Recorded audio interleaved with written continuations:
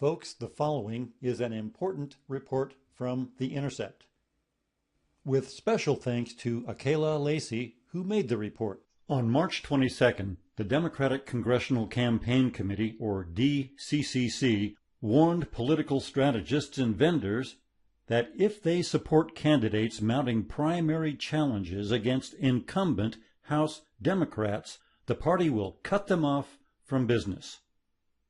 First of all, who are political strategists? A political strategist, according to the U.S. Bureau of Labor Statistics, is a senior political consultant who designs and directs election campaigns for politicians.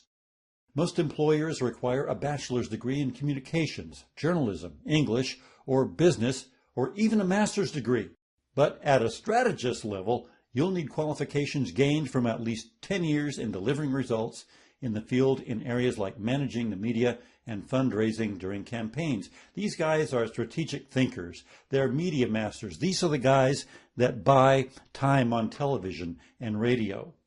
They're masters of the political message. They design messages based on where a campaign might be in the country, different messages for different people, and these guys are behind the messaging.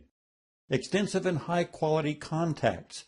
Success comes and goes for senior political consultants, but what he has to consistently maintain is a high-quality network of contacts. If he has these, he will always be in demand because he can secure funding for his clients and introductions to powerful patrons and backers. He's the gatekeeper to powerful supporters and must also act as a cogent persuader to convince them to get behind his client. Who are the political vendors?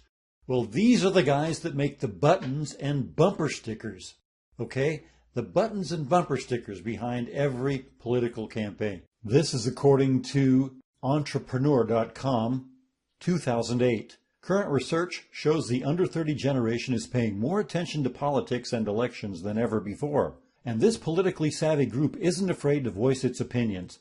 Thanks to hot-button issues such as the war in Iraq, global warming, and rising gas prices, young voters and activists are not only rocking the vote, they're rocking the businesses that allow them to display their stance on political issues. Ladies and gentlemen, this is still from 2008, and today's young people are even more politically aware than they were before. Eager to express their views, young political activists are flocking in droves to websites like cafepress.com, where independent vendors hawk such political swag as t-shirts, buttons, coffee mugs, and even underwear that displays images and slogans supporting candidates and controversial political issues such as the environment, immigration, and gay marriage.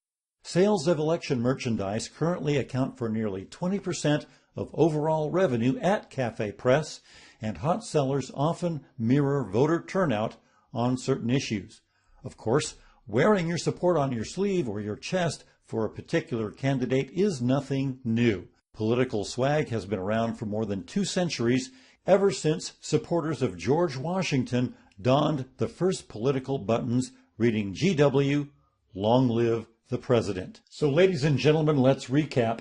These are the people who are going to be shut out of the Democratic Congressional Campaign Committee if they support candidates other than the incumbents.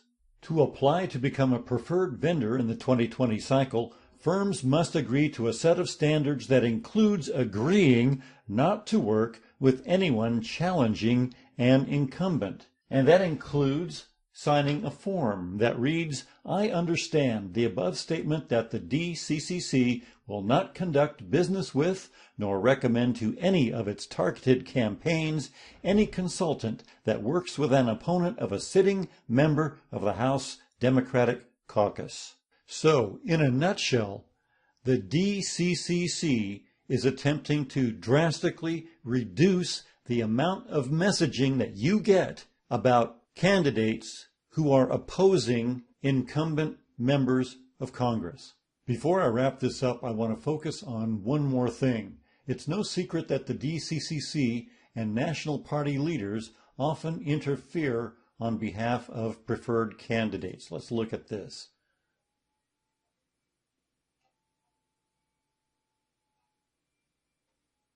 I'm going to do the text version here. Stephen Hoyer, the number 2 Democrat in the House of Representatives, has for years been a prolific campaigner on behalf of current and potential members of Congress. It was no surprise then that December found him in Colorado, where the party has hopes of knocking off Republican incumbent Mike Coffman.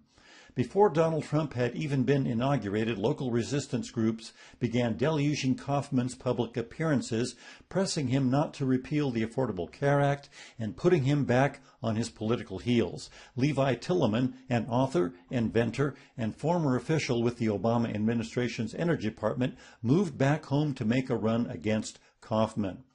He focused his campaign on clean elections, combating climate change, Medicare for all, free community college, and confronting economic inequality and monopoly power.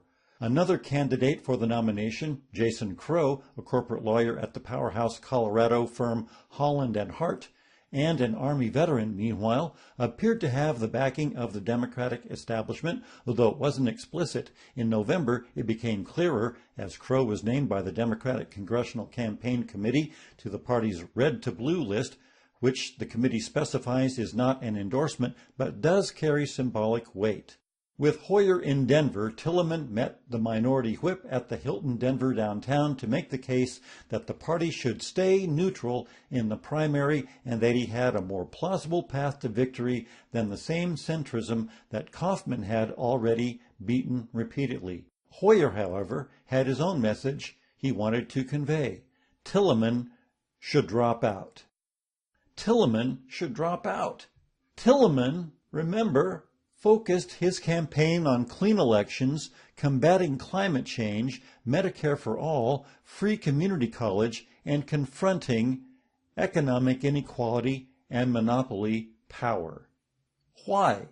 Because they want the incumbent and not somebody else. Ladies and gentlemen, it's clear that whatever the Democrats' agenda is, they want seated members of the House and the Senate to win at all costs, whether by superdelegates, popular vote, allowing illegals to vote, allowing 16-year-olds to vote, or reducing the alternative messages of new candidates.